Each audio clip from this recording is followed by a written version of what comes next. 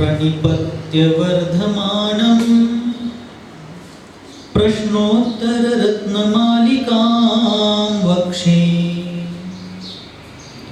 नागनरामरवन्द्यं देवं देवाधिपं वीरं पंकनहि पंकजबनु मुक्ता बनु नसीब दीप बनु जलतारहूँ गुरुपद पद्म समीप नमो भारती भ्रम मिटे ब्रह्म बनूं मैं बाल भार रहित भारत बने भास्वत भारत भार भार रहित भारत बने भास्वत भारत भार। पंच प्रवेश की भगवान की जय। द्वादशांग जिनवानी माता की जय। परम पूज्य चारित्र चक्रवर्ती समाधि सम्राट मुनिकुल पितामह 20वीं शताब्दी के प्रथम आचार्य भगवान शांति सागर जी मुनि महाराज की जय। संत शिरोमणि आचार्य भगवान विद्यासागर जी मुनि महाराज की जय।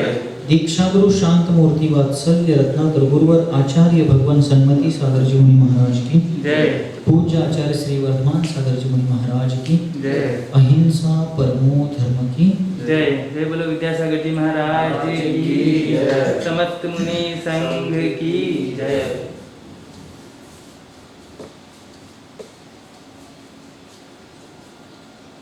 गुरु एक ऐसा व्यक्तित्व होता है जो निस्वार्थ भाव से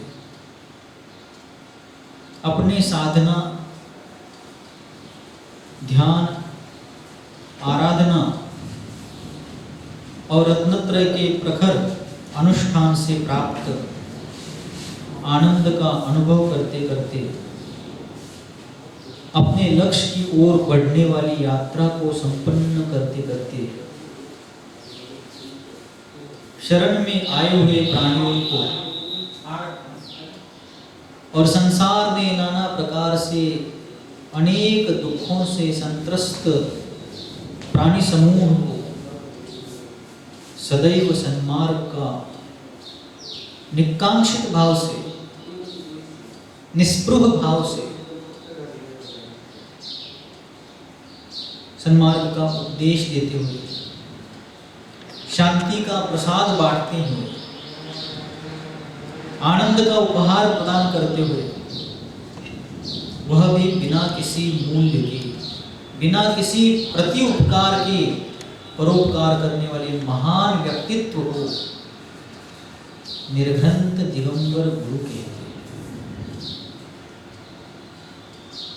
इसलिए कल राजर्षि अमोघ वर्ष मुनिराज कृत प्रश्नोत्तर रत्नमालिका नाम के ग्रंथराज की चर्चा करते हुए अपन सभी लोग मंथन कर रहे थे, चिंतन कर रहे थे, चर्चा कर रहे थे, जिनोपदेश की अर्चा कर रहे थे और उसमें श्लोक क्रमांक 3 में शिष्य ने प्रश्न किया, भगवान किम उपादेयम, हे भगवान, हे आचार्य देव, हे गुरुदेव, इस संसार में उपादेय वस्तु क्या है, ग्रहण करने लायक चीज क्या है। यह प्रश्न जब उपस्थित हुआ तब उन करुणाधारी गुरु ने तब उन दयामूर्ति गुरु ने कहा, गुरु वचन, गुरु के वचन ही क्या होते हैं, ग्रहण करने योग्य होते हैं, स्वीकारने योग्य होते हैं, आत्मसात करने वाले होते हैं। इसलिए इस संसार में अगर कोई चीज उपादेय है तो गुरु के वचन है। जैसा कि कल अपन ने एक गाथा पर भी विचार किया था, भगवान कुंददेव की गाथा, प्रवचन सार की चारित्राधिकार में कुंद भगवान ने कहा है, ओ यरणम जिनमग्गे लिंगम जहजाद रूपमिधि भणिदम गुरुवैनम प्रिय विनो सुत्तज्जैनम च पंडितम। अर्थात जिन मार्ग में, अर्थात मोक्ष मार्ग में मोक्ष मार्ग पर चलने वाले साधक के लिए अगर कोई उपकरण, उसकी साधना पर उपकार करने वाले उपकरण अगर कोई है तो 4 उपकरण है। उसमें से पहला उपकरण है जहजात रूपमिति भणितम लिंगम। सद्योजात बालक के समान निर्विकार निर्घ्रंत दिगंबर मुद्रा को धारण करना ये पहला उपकरण है, क्योंकि सवस्त्र दशा से मुक्ति की प्राप्ति, सपरिग्रह दशा से मुक्ति की प्राप्ति असंभव है, संभव नहीं है। ये पहला उपकरण हो गया निर्घ्रंत दिगंबर अवस्था। उस पहले उपकरण को अंगीकार करने के बाद, निर्घ्रंत दिगंबर अवस्था को धारण करने के बाद अपने ध्यान, चिंतन, मनन, स्वाध्याय साधना करने के लिए दूसरा उपकरण है गुरु वैनम। सिर्फ मुद्रा तो धारण कर ली, लेकिन अब वो लक्ष्य के ओर बढ़ने के लिए, लक्ष्य को पाने के लिए जो ध्यान, चिंतन, मनन, स्वाध्याय साधना आदि करना चाहिए, आत्म स्वभाव में तल्लीन होने का पुरुषार्थ करना चाहिए, तो इन सब चीजों को प्राप्त करने के लिए, ध्यान के लिए, चिंतन मनन के लिए, स्वाध्याय के लिए हो या आत्म स्वभाव में तल्लीन होने के लिए क्यों ना हो, गुरु वैनम, गुरु का वचन अर्थात उपदेश। गुरु का वचन का मतलब क्या है यहाँ पर? उपदेश। गुरु का उपदेश, यह दूसरा उपकरण है। गुरु का एक वाक्य भी, गुरु का एक संकेत मात्र भी अनादि संसार रूपी गर्त में फंसे हुए प्राणी को ऊपर निकलने के लिए हस्तावलंबन है। भक्तामर स्तोत्र में अपन पढ़ते हैं ना, भक्तामर प्रणत मौलि मणि प्रभाना मुद्योतकम दलित पाप तमोवितान सम्यक प्रणम्य जिन पाद युगम युगादा वालंबनम। क्या कहा उन्होंने? वालंबनम। वहां है तो मूल शब्द आलंबनम। अब संस्कृत व्याकरण के वहां नियम लागू हो जाते हैं, अभी वो प्रकरण नहीं है, उसकी चर्चा भी अपन नहीं करेंगे।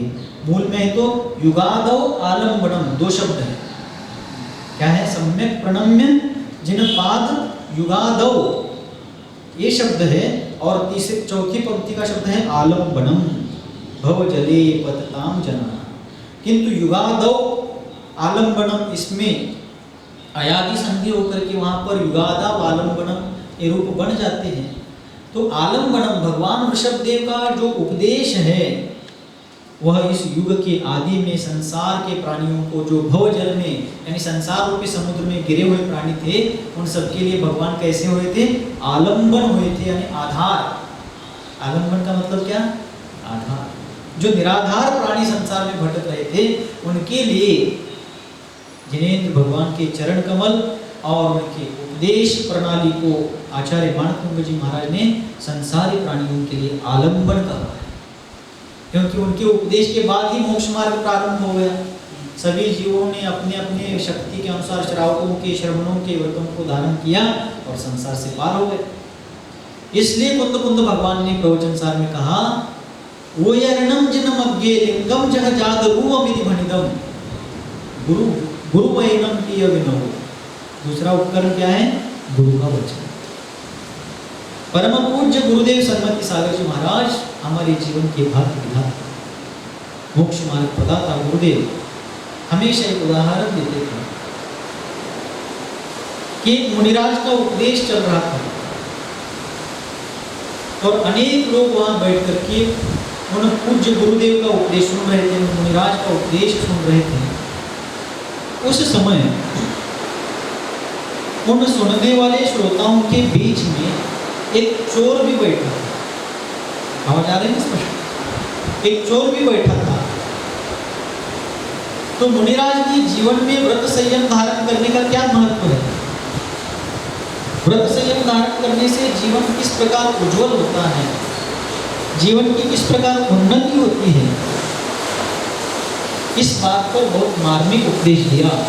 तो उनके उपदेश से प्रभावित होकर के अनेक भव्यात्माओं ने अपने अपने शक्ति के अनुसार व्रत नियम संयम को धारण किया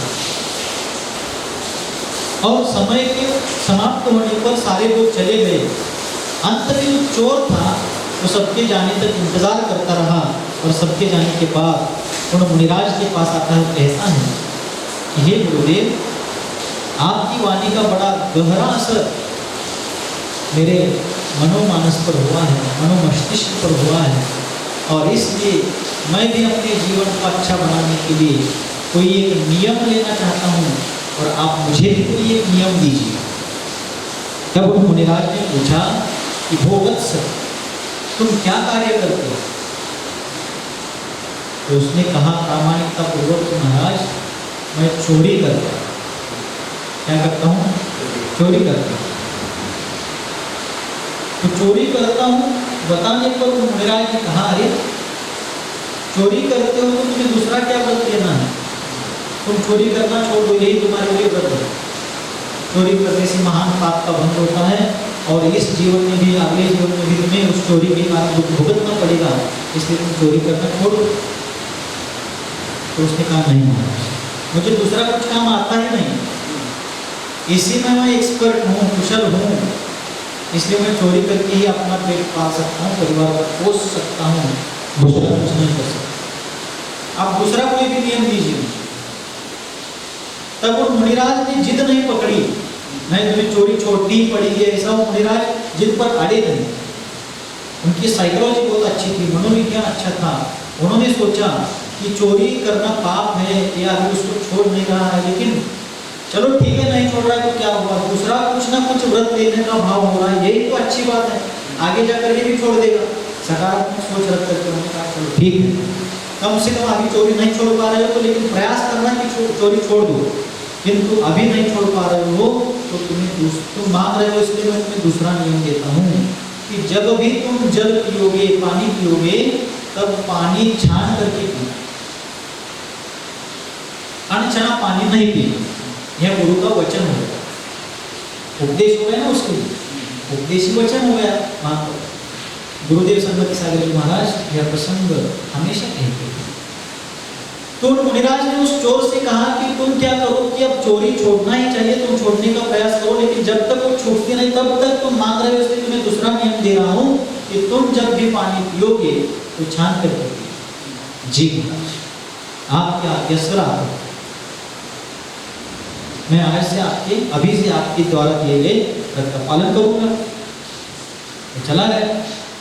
ऐसी एक विशेष क्षेत्र में, गांव के एक विशेष हिस्से में चोरियां बहुत हो रही थी नगर में, तो लोग परेशान थे। तो वहां की युवा मंडल ने सोच लिया कि अब अपन रात्रि में गश्त करेंगे, अपने नगर, अपने आसपास के लोगों की और अपनी संपत्तियों की रक्षा के लिए, जन हानि और धन हानि से बचने के लिए अपन रात्रि में गश्त करेंगे।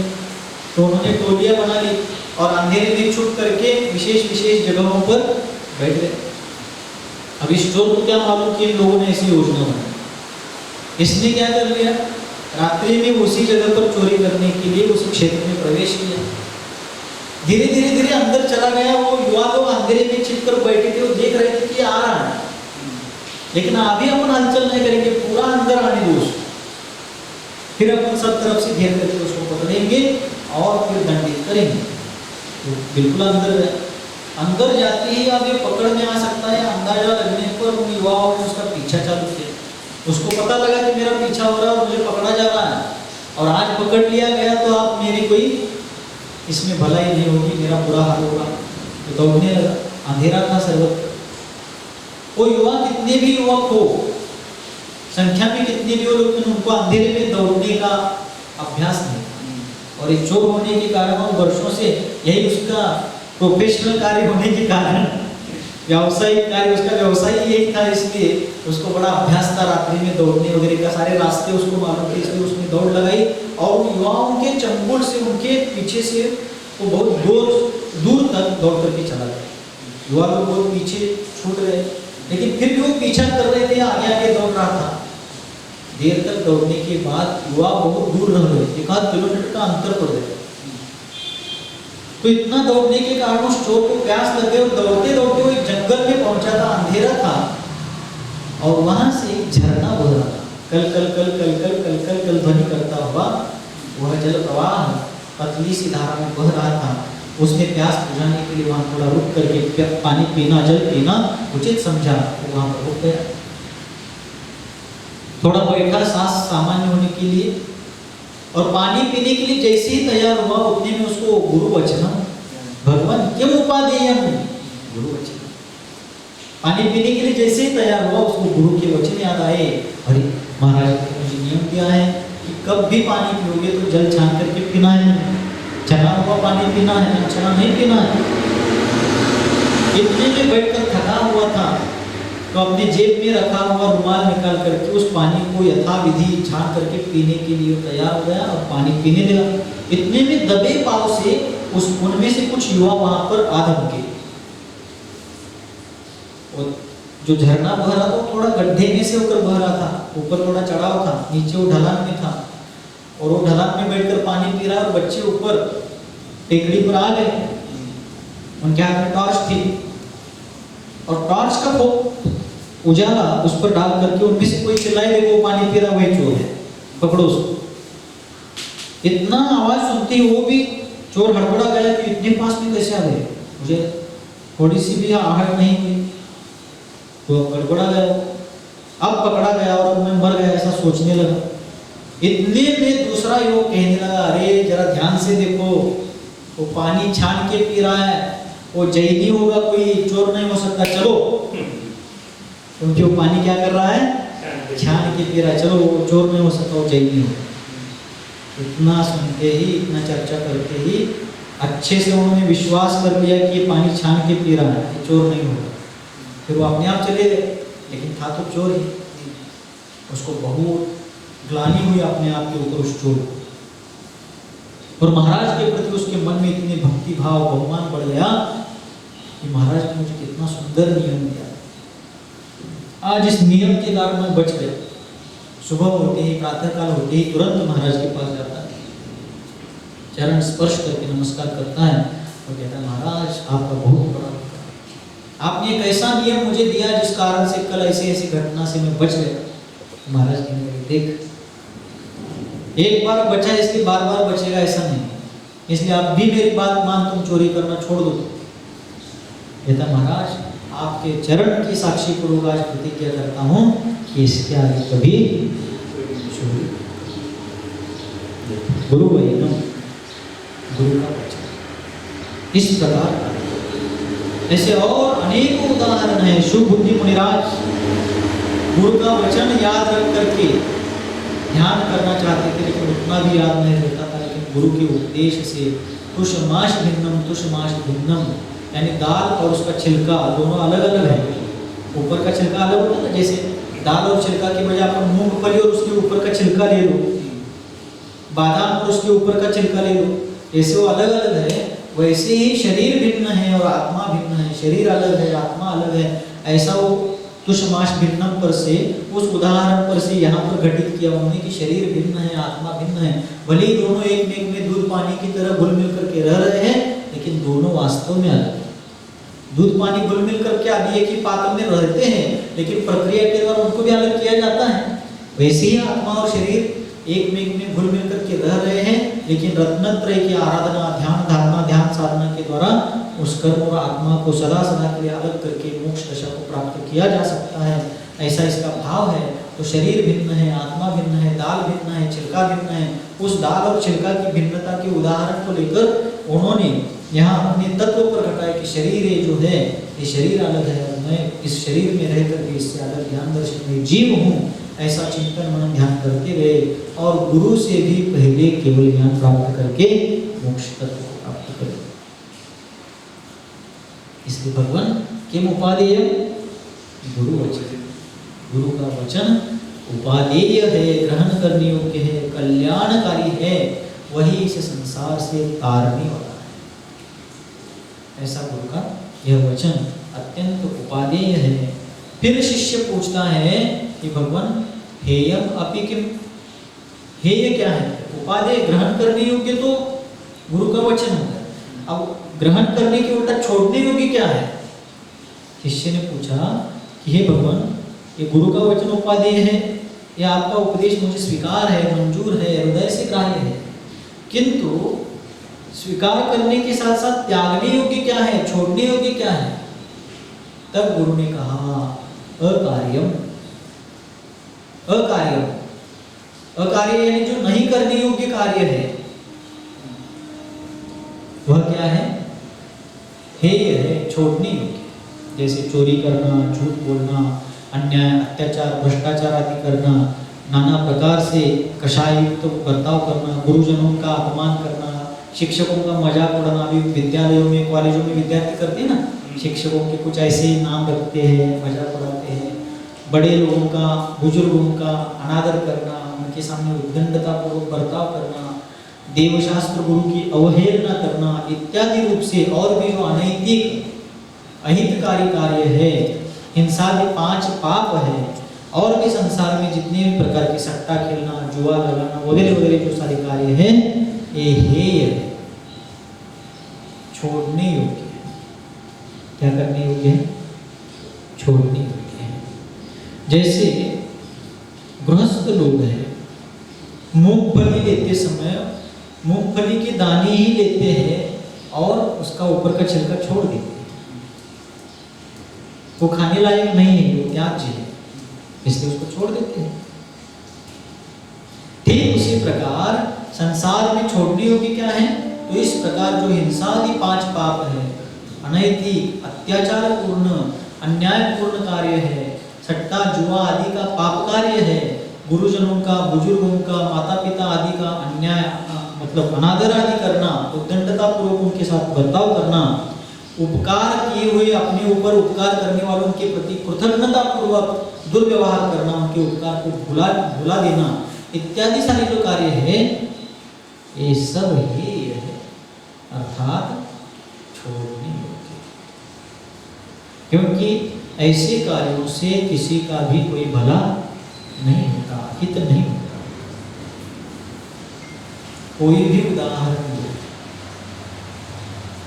यह उदाहरण आज तक अनेक उदाहरण अपने सामने आए हुए हैं, अपन उन उदाहरणों से समझ सकते।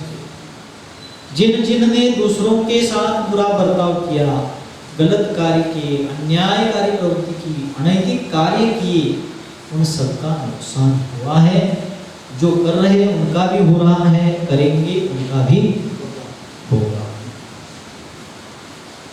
क्योंकि जो हम कार्य करते हैं वो शुभ है तो अच्छा फल देगा, अशुभ है तो बुरा फल देगा। किसको देगा? जो करता है उसको। अगर मैंने कार्य किया है और फल ये लोग भोगने लगे तो सारा गड़बड़ हो जाएगा। भोजन मैंने किया और पेट इनका भरा, ऐसा होता है क्या? भोजन मैंने किया तो उसका फल मुझे ही मिलेगा। यानी फल क्या है? भोजन करने का फल क्या है? भूख से निवृत्ति। भोजन करने पर भूख मिट जाना, यही भोजन करने का फल है ना। स्वाद आना और भूख मिटना, यही भोजन करने का कार्य जो है, उस कार्य का फल है। तो मैंने भोजन किया, पेट उनका भरा। मैंने दवा ली, ये स्वस्थ हो गया, ऐसा हो सकता है क्या? जैसे भोजन करने पर मेरा ही पेट भरेगा, दवा लेने पर मैं दवा दूंगा तो मेरा ही स्वास्थ्य अच्छा होगा, वैसे ही जो अच्छा कार्य करेगा उसको ही उसका अच्छा फल मिलेगा। जो बुरा अत्यंत निंदनीय कार्य करेगा उसको ही उसका फल मिलेगा। यह वस्तु व्यवस्था है, वस्तु स्वतंत्रता है। इसमें किसी अन्य का इंटरफेयर, हस्तक्षेप कार्य नहीं कर सकता। तो ये क्या है? कार्य, यानी जो नहीं करने योग्य कार्य है वो है, यानी छोड़ने योग्य। फिर शिष्य प्रश्न करता है कि हे गुरुदेव, आपने शुरुआत में मेरे प्रश्न में जो मैंने पूछा था आपको कि उपादेय क्या है, तो आपने कहा कि गुरु का वचन उपादेय है। तो शिष्य प्रश्न करता है, तो गुरु कौन है? उसने शुरुआत में पूछा था कि उपादेय यानी ग्रहण करने योग्य क्या है, तो उन उपदेशक ने कहा था कि गुरु का वचन उपादेय है। तो शिष्य पूछता है, भगवान उपादेय क्या है? पूछने पर आपने कहा कि गुरु का वचन, गुरु वचन उपादेय है। तो फिर उसने पुनः पूछा, गुरु का वचन हमारे लिए, संसार के लिए अगर उपादेय है तो फिर गुरु किसको कहे? जिस गुरु का वचन संसार के लिए हितकारी है, उपादेय है, ग्राह्य है, कल्याणकारी है, सारभूत है, उस वचन को कहने वाले, उस वचन का उपदेश देने वाले गुरु कौन कहलाते हैं? कैसे हो? आ रहा है समझ में?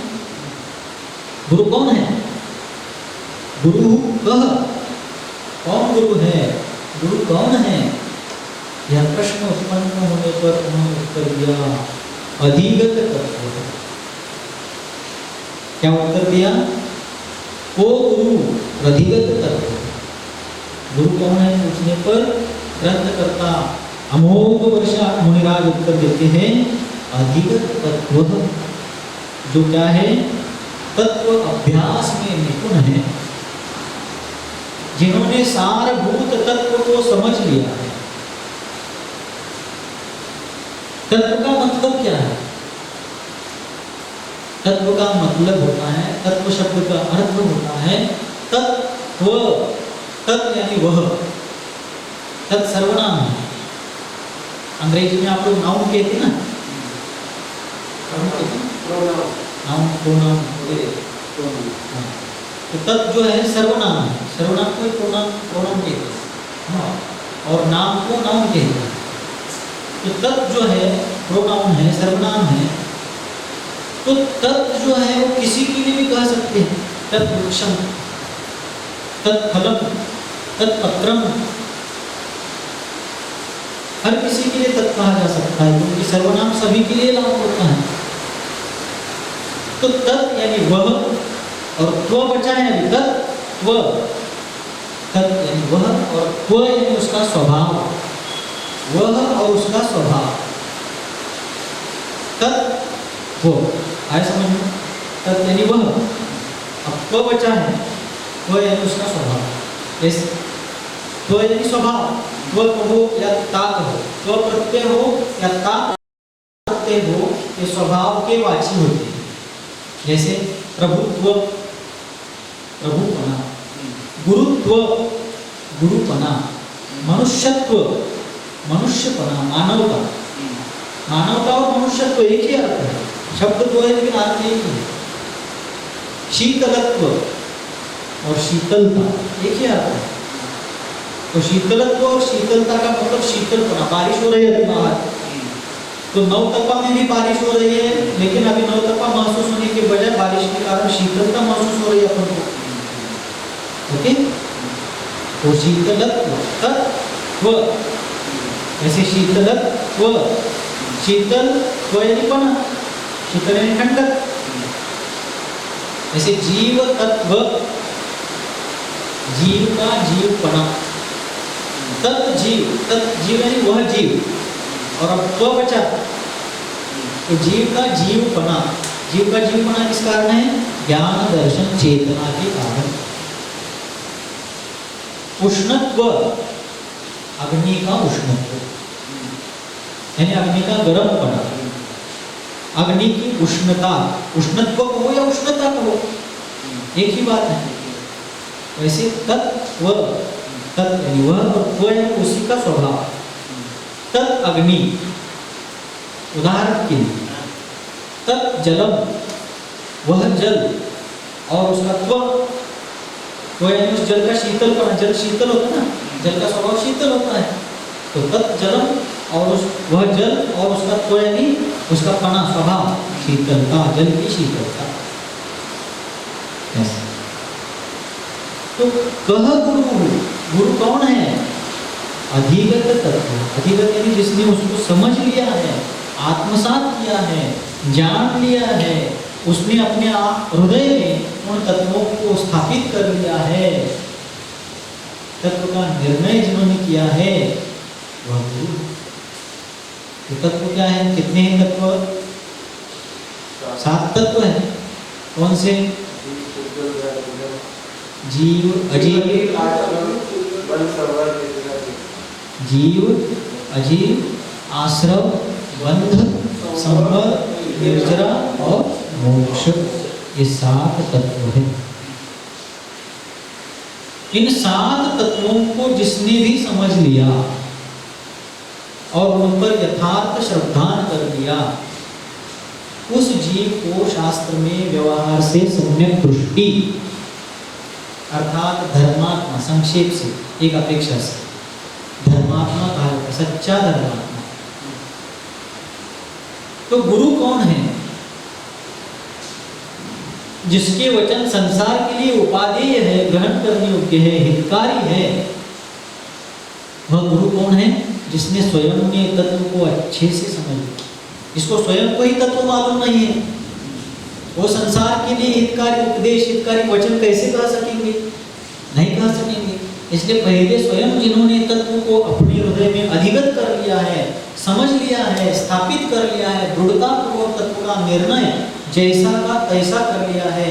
जैसे के तैसा मतलब जैसा जिनेंद्र भगवान ने जीवादि 7 तत्वों का उपदेश अपने दिव्य देशना में, दिव्य ध्वनि में दिया है, वैसा का वैसा समझ लिया है, वैसा का वैसा श्रद्धा जिसने कर लिया है, वह है तत्वज्ञान। नहीं तो भगवान ने उपदेश कुछ और दिया है और समझ कुछ और ही रहा है, ऐसा नहीं।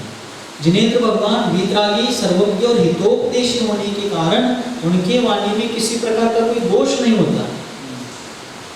वे निर्दोष परमात्मा हैं और उनका दिया हुआ उपदेश भी संपूर्ण रूप से निर्दोष होता है। जिन्होंने सर्वज्ञता के आधार पर लोकालोक के सारे द्रव्यों को, उनके गुणों को, उनकी त्रैकालिक पर्यायों को युगपत जान लिया, एक साथ जान लिया है ना, सब जगह जान लिया। ज्ञातार विश्व तत्वानां सालोकानां त्रिलोकानां यद् विद्या दर्पणायते। श्रावकाचार्य में, तत्वार्थ सूत्र जी में, मेरी भावना में ये सारे पद आते हैं। तो उनके जानने से कोई चीज बची ही नहीं है, और जो जाना है जैसा का तैसा जाना है। उन्होंने अग्नि को शीतल और पानी को उष्ण नहीं जाना है। अग्नि उष्ण है और शीतल, जल शीतल है, जो जिसका जैसा स्वभाव है उसको वैसा ही जाना, वैसा ही आत्मसात किया। हे उपादेय के अनुरूप अपने जीवन में हे को छोड़ दिया, उपादेय को ग्रहण कर लिया और साधना की ऊंचाई को स्पर्श करते करते वीतरागता पूर्वक सर्वज्ञ हो गए। और सर्वज्ञ होने के बाद सब जीवों को मोक्ष मार्ग का निष्प्रभ हो उपदेश दिया। ऐसे उन तीर्थंकरों ने, अरहंत भगवंतों ने इस प्रकार सभी को उपदेश दिया। उनके उपदेश के अनुसार गणधर परमेष्ठी और गणधर्व के बाद अगले अगले आचार्य, उपाध्याय, मुनिराज और श्रावक, श्राविका, विद्वान आदि लोगों ने उनके उपदेश के अनुसार ही अगर समझ लिया हो तत्व को, तब ही उनका ज्ञान प्रामाणिक है। अन्यथा भगवान ने उपदेश कुछ और दिया है, गणधर परमेष्ठी ने उसका शास्त्र रूप से वर्णन किया है, लेकिन समझने वाले ने समझते हुए अपने हिसाब से उसको समझ लिया, जान बूझ करके उसमें हेरा फेरी की या अपने अनुकूलता के अनुसार तोड़ मरोड़ कर पेश कर लिया, तो कैसा ज्ञानी। एक बार ऐसा हुआ, 2 मित्र नाश्ता करने के लिए नाश्ता सेंटर में जाते हैं और वहां जाकर के नाश्ता करने को बैठते हैं और उन्होंने समोसा के ऑर्डर दिए। समोसा होता है ना, उसके ऑर्डर दिए और दोनों खाने लगे बैठ करके। तो एक मित्र जो है आम लोग जैसा खाते उस प्रकार से खाने लगा और दूसरा मित्र क्या करने लगा, बाहर बाहर की पपड़ी, ऊपर का छिलका निकाल करके अंदर अंदर का गूदा खाने लगा। तो उसने दूसरे ने पूछा, अरे भाई ऐसा क्यों कर रहे हो, बाहर बाहर का निकाल कर अंदर का क्यों खा रहे हो? तो दूसरे ने कहा, तुम्हें कुछ मालूम नहीं, अभी मंदिर जी में रत्नकर्मक श्रावकाचार्य का स्वाध्याय चल रहा है और मैं रोज वहां जाता हूँ। वो उपदेश सुन करके मैं बहुत प्रभावित हुआ हूँ और उस कारण से मैंने संकल्प लिया है कि बाहर का नहीं खाऊंगा, बाहर का खाना मैंने छोड़ दिया है, इसलिए मैं अंदर अंदर का खा, आलू से बनी हुई चीज ही खा रहा है, लेकिन कैसे अपने हिसाब से उसने कर दिया थे। तो ये बहुत गलत हो गया ना। बाहर के खाने का त्याग यानी अभक्ष्य चीजें जो बाहर शुद्धिपूर्वक नहीं बनती, अभक्ष्य चीजों से बनती है, कंदमूल आदि से बनती है, वो नहीं खाना, ये उसका संक्षेप में अर्थ है। लेकिन उसने अपने हिसाब से क्या डाल दिया, ऊपर ऊपर की पपड़ी हटा दो, बाहर बाहर की पपड़ी को हटा दो, अंदर का जो है माल मसाला खा दो, वे तो गलत हो गए। इसलिए जैसा शास्त्र में कहा है बाहर के खाने का त्याग यानी अभक्ष्य, कंदमूल और अमर्यादा वाला वगैरह वगैरह जो जो वहां बताया वैसा का वैसा समझना। उसी प्रकार गुरु कौन है, जिनेंद्र भगवान ने बताए हुए उपदेश के अनुसार जिसने तत्व ज्ञान को ग्रहण करके वैसा ही अपना श्रद्धा, वैसा ही अपना ज्ञान और वैसा ही अपना आचरण बना लिया है, वह गुरु है। नहीं तो मुझे जैसा अनुकूल है वैसा मैंने उस उपदेश में तोड़ मरोड़ करके, हेरा फेरी करके, हस्तक्षेप करके, मुझे जो प्रिय है उसी को फोकस करके आगे बढ़ा और बाकी अच्छी चीजों को जो मुझे इष्ट नहीं थी उसको अलग कर दिया, वो कैसा गुरु है? इसलिए हमने यहाँ किसी मुद्रा, किसी रूप मात्र को, किसी नाम मात्र को नहीं माना जाता। गुणों की पूजा होती है। जो देव के गुणों से युक्त है अर्थात वीतरागी, सर्वज्ञ, हितोपदेशी है, वो हमारा देव। उस देव की ही वाणी हमारे शास्त्र है। और गुरु जो देव के द्वारा बताए गए सम्यक दर्शन, ज्ञान, चारित्र, स्वरूप, मोक्ष मार्ग की आराधना में लगे हुए हैं, स्वपर के हितकारी कार्य में लगे हुए हैं, वे हमारे गुरु हैं। उनका बाह्य रूप मात्र पूज्य नहीं, बाह्य रूप के साथ साथ रत्नत्रय की आराधना शास्त्रानुसार करने वाले होने चाहिए। आर्यों की समझ में थोड़ो आसी की पूरो आर्यो चोखो हो। तो गुरु वही है जो तत्व के यथार्थ स्वरूप को समझे। और आचार्य ने शास्त्र में कहा है तत्व को समझने के लिए बुद्धि की क्षमता का होना भी आवश्यक है। अब किसी किसी की बौद्धिक क्षमता कम होती है, बौद्धिक क्षमता का कम होना कोई अपराध नहीं है। गरीब होना जिस प्रकार कोई अपराध नहीं है, वो पुण्य पाप का फल है, वैसे ही बौद्धिक क्षमता का कम ज्यादा होना ये ज्ञानावरण कर्म के क्षयोक्षम पर निर्भर है। ये किसी का व्यक्तिगत कोई अपराध नहीं है, नैतिक दृष्टि से देखा जाए तो। लेकिन मेरी बुद्धि अगर कम है, शास्त्र के रहस्यों को, गुप्त या सूक्ष्म रहस्यों को, सूक्ष्म बातों को अगर मैं समझने के लिए अपने बौद्धिक दृष्टि से अक्षम हूँ, सक्षम नहीं हूँ, तो मुझे सार्वजनिक रूप से प्रसंग पढ़ने पर स्वीकार करना चाहिए कि हाँ ये विषय मुझे आता है, इस विषय का मुझे अभी ज्ञान नहीं है। बाकी और चीजों को थोड़ा थोड़ा मैंने गुरु कृपा से समझ लिया है। अन्य विषयों को जो मेरी बुद्धि में समझ आने योग्य है उनको थोड़ा थोड़ा गुरु की कृपा से, उनकी अनुकंपा से थोड़ा थोड़ा परिचय आज मुझे प्राप्त हुआ है, उसका मैं आनंद ले रहा हूँ। लेकिन इस विषय का ज्ञान मुझे नहीं है, ये मुझे समझ में अभी नहीं आया है, मैं उसको समझने के लिए तत्पर हूँ, लेकिन अभी मुझे उसका पूरा ज्ञान नहीं हुआ है, इसलिए मैं आपको अभी नहीं बता सकता। स्वीकार करो। लेकिन ऐसा बताने पर सामने वाले हंसी उड़ाएंगे, मुझे अज्ञानी समझेंगे, बुद्धिहीन समझेंगे, मेरा अपमान होगा। ऐसा इंसल्ट क्यों कर लेते हो? ऐसा ईगो हर्ट क्यों कर लेते हो? ऐसा अहंकार का फन क्यों उठाने देते हो? इसकी कोई जरूरत नहीं है। और कितना भी ज्ञान हो जाए, केवल ज्ञानी के सामने अपना ज्ञान तो बहुत ही कम है, तो स्वीकार ही करना सीधा। ऐसा इसलिए जो गुरु होता है वह तत्व के यथार्थ स्वरूप को समझ करके अपने हित के साथ साथ प्राणी मात्र को भी उसी यथार्थ तत्व का उपदेश देने वाला होना चाहिए। वैसे गुरु के वचन ही उपादेय होते हैं। भगवान किम उपादेयम? गुरु वचन। और फिर गुरु कौन है? अधिगत तत्व। अब आ गए समझ में?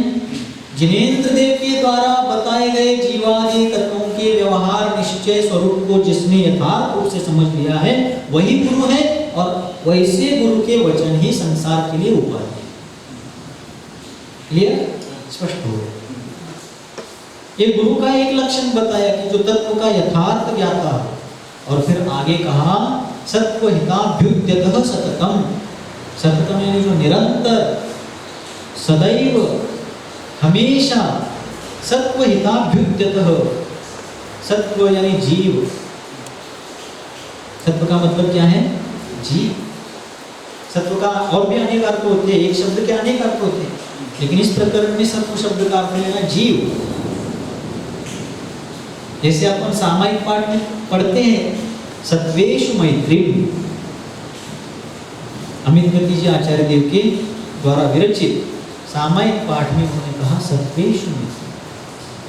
संसार के सारे प्राणियों के प्रति मैत्री हो, सब जीवों में मेरा मैत्री का भाव। मेरी भावना में भी पढ़ते अपन सब जीवों से, उसमें आता है ना मैत्री भाव जगत में मेरा सब जीवों से नित्य रहे। इस जगत में सब जीवों से मेरा हमेशा मैत्री का भाव रहे, मित्रता भरा भाव रहे।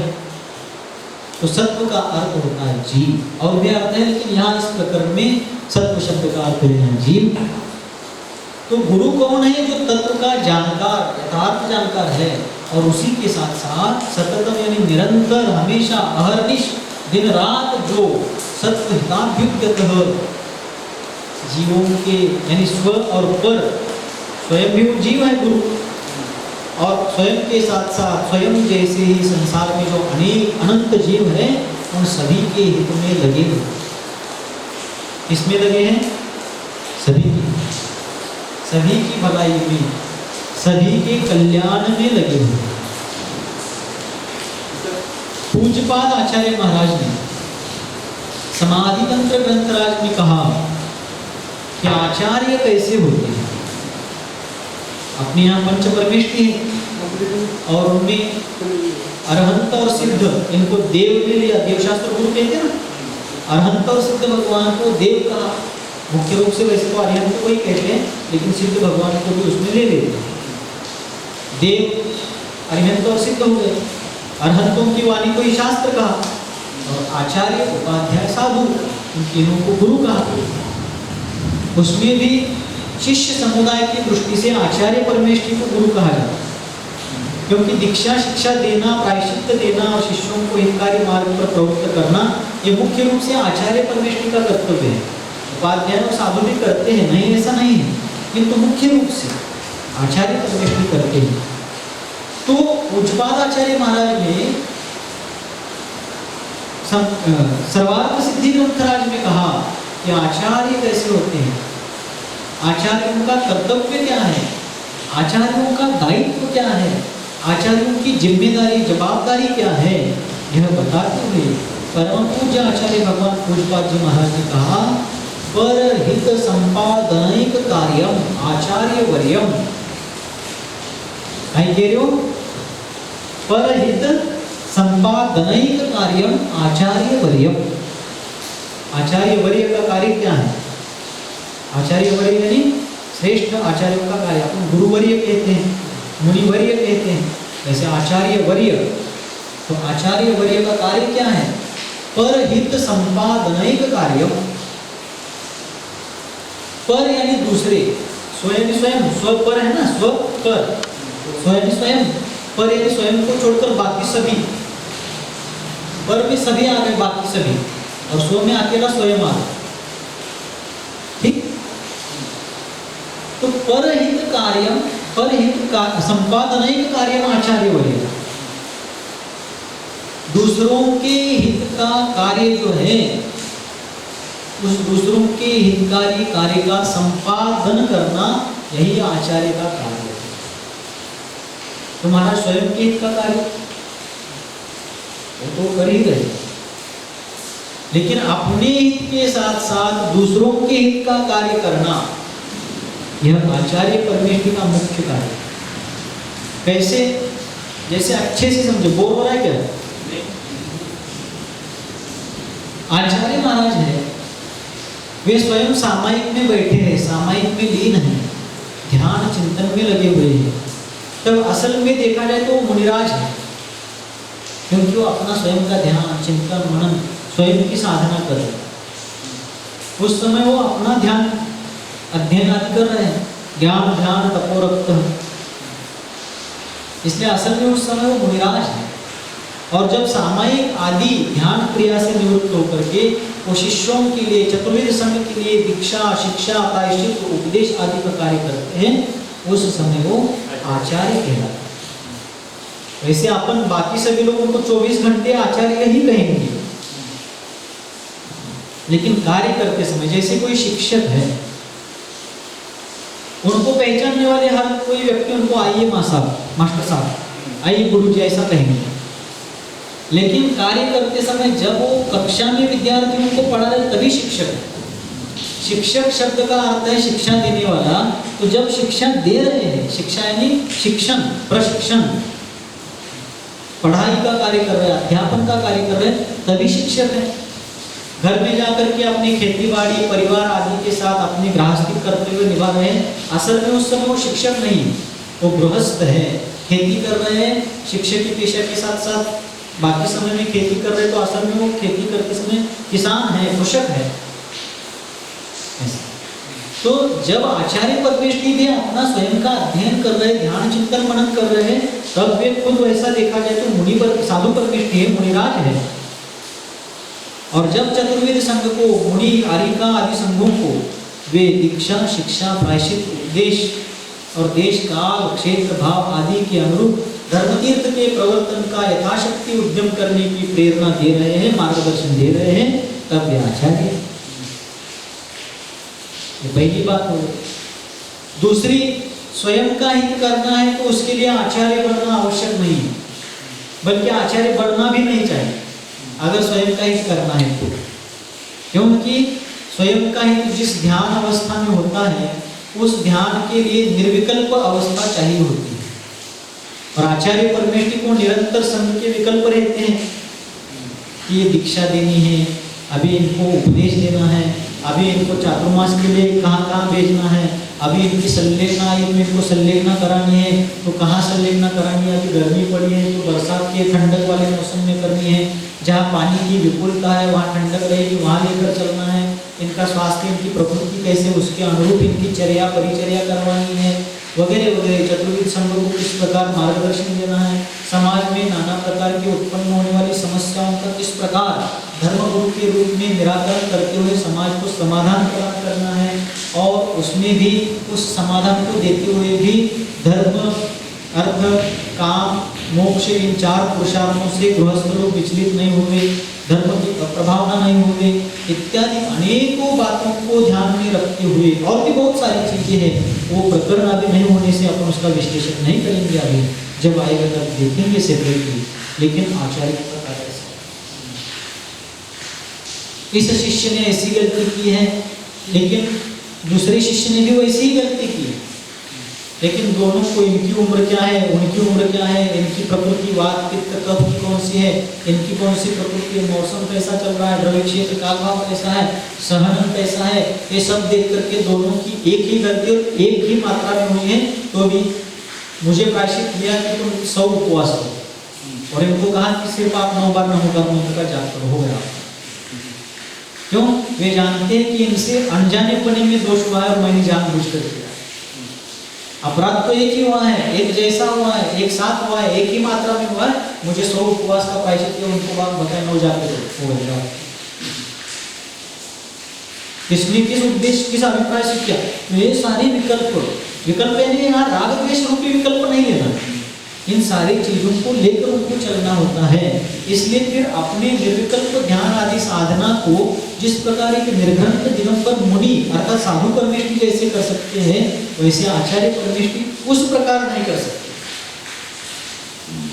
तो साधु परमेष्ठी ही अंततोगत्वा आचार्य को अपना आचार्य पद भी छोड़ना पड़ता है संलेखना के समय, क्योंकि संलेखना के समय निर्विकल्प होना चाहिए, निश्चिंत होना चाहिए, संघ की कोई जिम्मेदारी नहीं होनी चाहिए, तभी तो संलेखना होगी। इसलिए आचार्य पद भी छोड़ना पड़ता है। मतलब क्या हुआ? अंत में मुनि ही बनना पड़ा ना उनको। दीक्षा लेते समय भी मुनि, बाद में वो सुयोग्य है ऐसा देख करके उनके गुरु ने उनको आचार्य पद का दायित्व सौंप दिया, जिम्मेदारी दे दी, फिर भी अंत में उनको फिर से मुनि ही बनना, और मुक्ति को भी, मोक्ष पर्याय को भी मुनि ही पा सकते, आचार्य उपाध्याय नहीं। अर्थात आचार्य को मुक्ति पानी है तो आचार्य पद छोड़कर साधु परमेष्ठी बनना पड़ेगा, तब मुक्ति। आ रही हो समझ में? इसलिए स्वहित के लिए आचार्य उपाध्याय बनने की आवश्यकता नहीं है।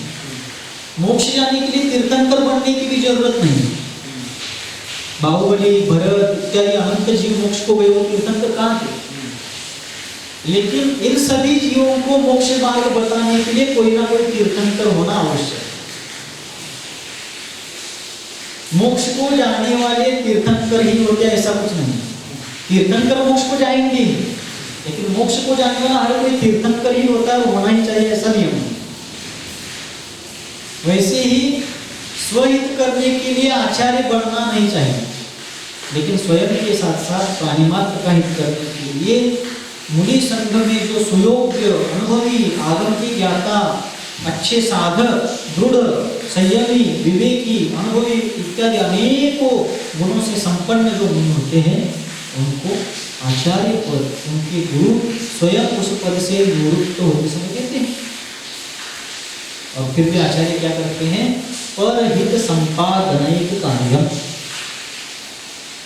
अपने हित का कार्य वो सामयिक आदि के काल में कर ही रहे हैं, और अन्य समय में शिष्यों को उपदेश आदि देने का, उन लोगों का भी हित करने का कार्य करते हैं।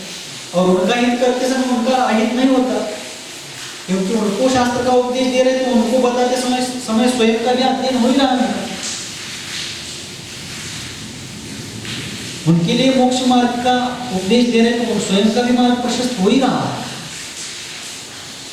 जैसे गुरुदेव सम्मति सागर जी महाराज हमेशा कहते थे, दूसरों को चंदन का टीका लगाते समय, आप लोग कोई आपके यहाँ अतिथि आए, बाहर से कोई व्यक्ति पधारे तो उनका तिलक माल्यार्पण करते हैं, आप लोग सम्मान करते हैं, टीका वगैरह लगाते हैं ना उनको। तो उस समय चंदन का टीका दूसरे को लगाते समय दूसरे को चंदन की शीतलता और सुगंधी बाद में मिलती है, लगाने वाले को स्वयं को पहले मिलती है। जैसे आचार्य परमेश्वर जो चतुर्वेद संघ को मोक्ष मार्ग का उपदेश देते हैं, उनको दीक्षा, शिक्षा, प्रायश्चित आदि देते हैं, मोक्ष मार्ग पर चलने के लिए उनको यथोचित मार्गदर्शन देते हैं, गलतियाँ होने पर उनको सुधरने के लिए प्रेरणा देते हैं, और डगमगाने लगे, हारने लगे, डरने लगे तो उसको बताते हैं कि डरने की क्या जरूरत है, मैं तुम्हारे साथ। देखो आचार्य परमेश्वर का व्यक्तित्व क्या होता है। कोई शिष्य कर्म के तीव्र हृदय में उपसर्ग, परिश्रम आदि को सहते हुए अगर डगमगाने लगे तो आचार्य कहते तुम मत डरो, मैं हूं तुम्हारे साथ, चलो अपन मिल करके चलते हैं, मैं हूं, चलो, बिल्कुल डरने की आवश्यकता नहीं। और जब शिष्य सुयोग्य होता है, अपने मोक्ष मार्ग पर स्थिर चित्त होता है, लेकिन गुरु के प्रति अनुराग भाव रखता है, गुरु के प्रति या किसी के प्रति उसका मोह भाव बढ़ने लगता है, तो गुरु कहते हैं मेरे प्रति भी तुम्हारा जो मोह भाव है गलत है, तुम अकेले हो, तुम अलग हो, मैं अलग हूं। प्रसंग के अनुसार बोले और डरने लगे, उपसर्ग परिचय को देखकर, संकटों को देखकर विचलित होने लगे तो कहते क्यों डर रहे हो, तुम अकेले नहीं हो, मैं हूं तुम्हारे साथ। और जब वो सब कुछ व्यवस्थित है, स्थिर चित्त है, दृढ़ है, लेकिन गुरु के उपकारों को स्मरण करते हुए गुरु के ऊपर उस शिष्य के मन में जब मोह होने लगता है, तब गुरु कहते हैं मेरे प्रति भी मोह तुम्हारे लिए बाधक है, घातक है, मेरे ही प्रति क्या परमाणु के प्रति भी, परमाणु मात्र परद्रव्य के प्रति भी राग भाव मोह भाव मत रखो, क्योंकि तुम स्वतंत्र हो, दुनिया के बाकी सारे द्रव्य तुमसे भिन्न हैं, पर है उनका तुम्हारा वस्तुत्व रूप से, अस्तित्व रूप से कोई संबंध नहीं।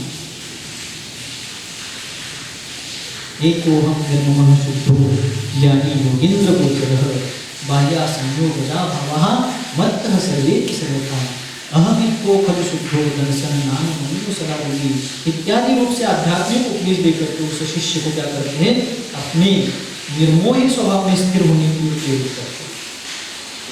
तो ऐसे गुरु जैसे नदी क्या है, नदी है, सरिता है, और उस नदी से पार जाना है।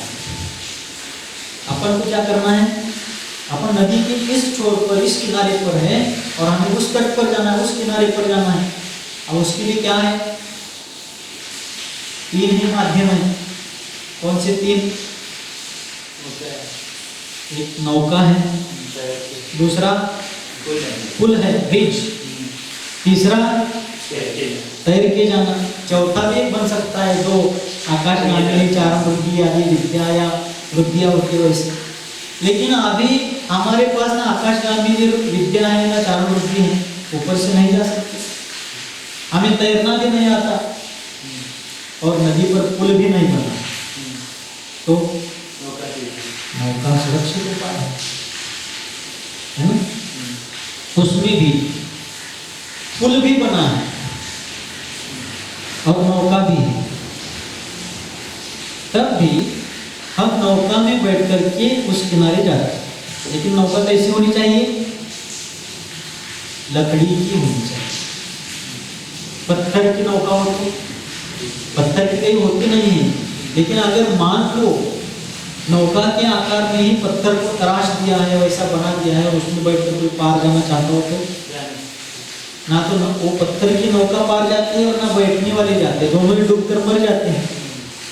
लकड़ी की नौका स्वयं भी उस पार जाती है और बैठने वालों को भी पार जाता है। तो नौका और पुल में क्या अंतर है? तो पुल जो है, ब्रिज जो है, वो जहां का तहां ही रहता है। उस पर चलने वाले लोग इस पार से उस पार, उस पार से इस पार आते जाते रहते, लेकिन पुल वही का वही है। लेकिन नौका एक ऐसी चीज है जो स्वयं भी पार जाती है और आश्रय में आने वालों को भी पार लगाती है। वैसे ही हमारे आचार्य परमेष्ठी हमारे गुरुदेव होते हैं, जो स्वयं भी इस संसार रूपी नदी से, इस संसार रूपी समुद्र से उस मुक्ति के तट की ओर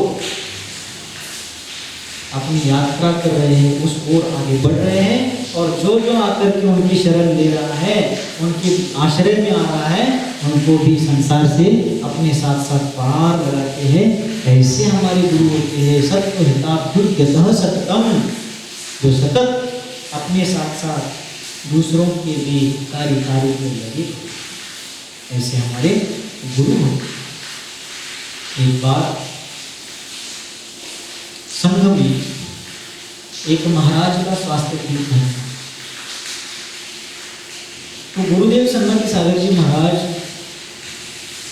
रात्रि में 12 बजे उठ करके सामायिक करते थे।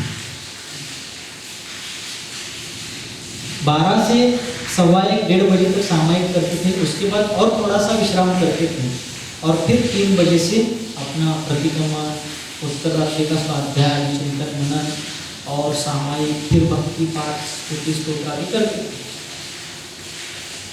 तो एक बार, और रात्रि में जाप आदि भी करते।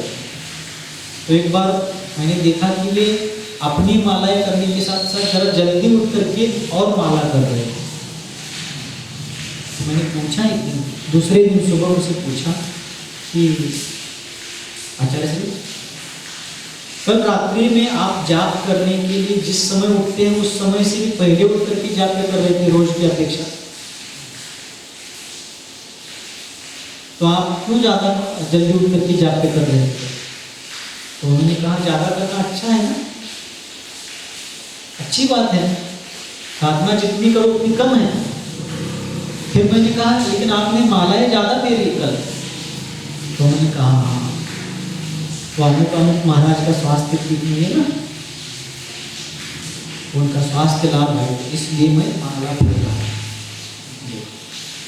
हूँ। मातृवत्सल गुरु, माता के समान शिष्य के ऊपर वात्सल्य भाव रखने वाले, गाय बछड़े के ऊपर जिस प्रकार निस्वार्थ वात्सल्य भाव रखते हुए, इस प्रकार शिष्य के ऊपर वात्सल्य भाव रखने वाले गुरु होते हैं। ऐसे गुरु के वचन ही हमारे लिए क्या होते हैं? उपादेय होते हैं। ऐसे गुरु हमें प्राप्त हुए, यह हमारे जीवन का सौभाग्य है। वर्तमान में आचार्य शांति सागर जी महाराज जैसे महान आचार्य कुछ दशक पहले हो चुके हैं।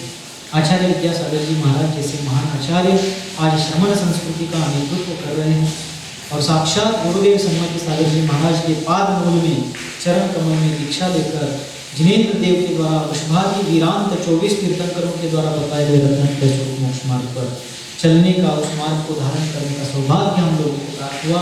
आप लोगों के लिए भी ये सारे गुरु प्राप्त हुए और भी ऐसे महान त्यागी तपस्वी मुनिजन आज वर्तमान में हमारे लिए प्राप्त हुए हैं, बहुत भूतकाल में हो चुके हैं, भविष्य में भी ऐसे होंगे, तो यहाँ का सौभाग्य है। तो ऐसे गुरुओं की शरण स्वीकार हुए संसार के प्राणनाथ को अपना कर लेना चाहिए। इसी भावना के साथ जिनके हृदय रूपी पद्म सरोवर से विश्वव्यापी वात्सल्य की लोक कल्याणकारिणी धर्म गंगा सर्वजन सुखाय और सर्वजन हिताय इस लोकोत्तर भावना से निरंतर और निर्व्याज रूप से बहती है, जो वर्तमान धर्मतीर्थादि नायक भगवान सन्मतिनाथ के रघुनंदन हैं, जो चारित्र चक्रवर्ती आचार्य भगवान शांति सागर जी महामिराज के मूल संघ आचार्य परंपरा के आभूषण स्वरूप है, जिनका जीवन मानवता की प्रतिमूर्ति और उदारता का उदाहरण है, मूलाचार ही जिनका साधन है और समय सार ही जिनका साध्य है, जो हमारे जीवन के सर्वे सर्वा भाग्य विधाता हैं, जो धर्मरथ के समर्थ सारथी है और संसार में मोहांधकार में भटकने वाले भव्य जीवों के लिए जो रत्नत्रय के रत्नदीप की तरह है, ऐसे आचार्य भगवंत गुरुदेव सन्मति सागर जी यतिपति की तरह सभी की मति सन्मति हो और सभी की गति पंचम गति मोक्ष गति हो।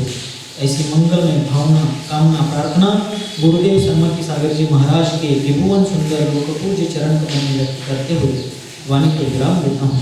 बोलिए श्याम मूर्ति वात्सल्य रत्नाकर गुरुवर आचार्य भगवंत सन्मति सागर जी महाराज की बोधि समाधि परिणाम शुद्धि स्वात्मोपलब्धि शिव सिद्धि चिंतामणि चिंतित वस्तुदाने कामवंद मानस्य ममास्तु देव। नवजाप्य